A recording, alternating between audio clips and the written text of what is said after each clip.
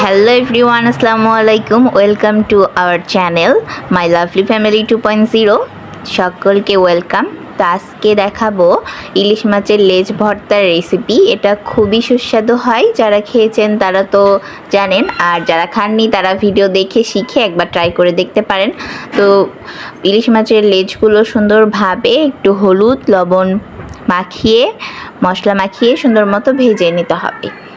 একদম সুন্দরভাবে ভেজে নেবেন। তারপরেই তো কাঁটাগুলো হাত দিয়ে এভাবে বেছে নিতে হবে। আর তারপরেই তো শুকনা মরিচ ভেজে নিতে হবে, আর কাঁচা পেঁয়াজ দিয়ে দিতে হবে, লবণ দিয়ে দিতে হবে, আর দিয়ে দিব সরিষার তেল। আপনারা চাইলে সরিষার তেলে ইলিশ মাছটা ভেজে নিতে পারেন, এতে করে টেস্টটা আরও বেশি বেড়ে যায়। আর যখন মাখাবেন তখনও দিয়ে দিবেন, তাহলে অনেক বেশি টেস্ট হবে। নিমিষেই এক প্লেট গরম ভাত একদম খেয়ে শেষ করে দিবেন, আরও খাইতে ইচ্ছা করবে, এতটা মজা হয়। তো এই তো এখানে সুন্দরভাবে সব মশলাগুলো হাত দিয়ে মাখিয়ে তারপরে মাছগুলো দিয়ে মাখিয়ে নিতে হবে হাত দিয়ে সুন্দর মতো, একদম অনেক সময় ধরে মাখিয়ে নেবেন যেন পুরোটা ভালোভাবে মিশে যায়। তারপরেই তো মাখানো হয়ে গেল, দেখতেই পাইলেন।